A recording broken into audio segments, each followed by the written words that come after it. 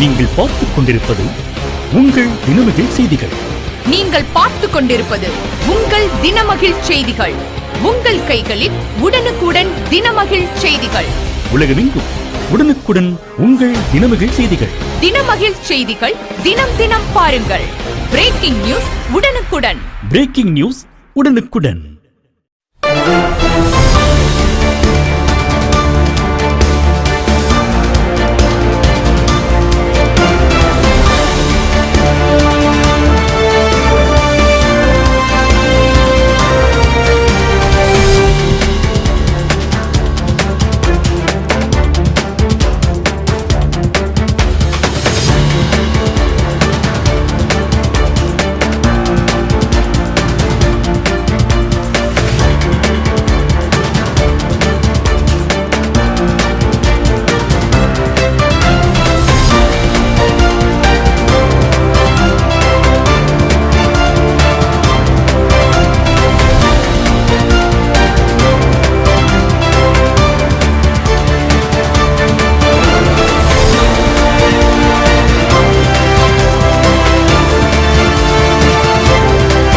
தமிழக மக்கள் அனைவருக்கும் அனைத்து இந்திய புரட்சித் தலைவர் மக்கள் முன்னேற்ற கழகத்தின் சார்பாக தமிழ் புத்தாண்டு வாழ்த்துக்களை தெரிவித்துக் கொள்கின்றேன்.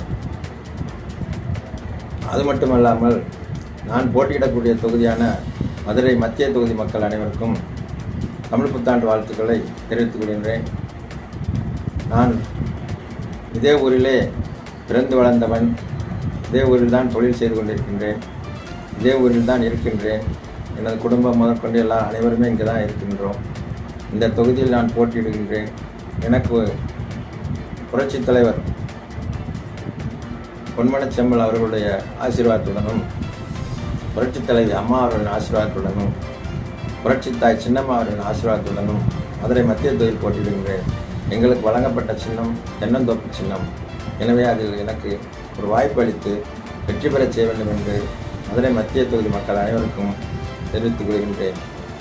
அதாவது உங்களிடம் வேண்டி கேட்டுக்கொள்வது என்னவென்றால், நான் இதே தொகுதியில் இருப்பதனால் உங்களுக்கு அனைத்து வசதிகளும் செய்து கொடுப்பேன். மதுரையில் இதற்கு முன்னால் ஆண்டவர்கள் மதுரையை குப்பை நகரமாக ஆக்கி சென்று விட்டார்கள்.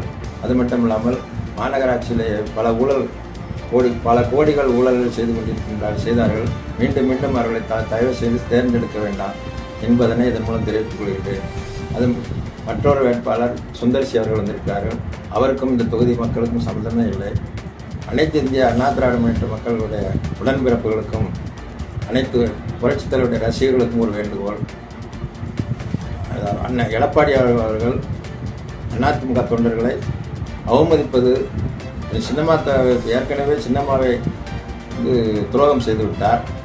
இது அதே போன்று மதுரை மத்திய தொகுதி அதிமுக மக்களையும் தொண்டர்களையும் அவமதித்து விட்டதுக்கு இது ஒரு எடுத்துக்காட்டு. இந்த தொகுதியில் ஒரு அதிமுக தொண்டர் கூட இல்லாமல் இருக்கிறார்களா என்ன? எங்கிருந்தோ இந்த சுந்தர்சிக்கு இரட்டலை சின்னத்துக்கும் என்ன சம்பந்தம் என்று தெரியவில்லை. ஆகையால் இந்த தொகுதியில் உள்ள அதிமுக தொண்டர்களின் ரசிகர்களுக்கும் ஒரு ஏமாற்றம் அளிப்பதாக எடப்பாடியார் துரோகம் செய்துவிட்டார்.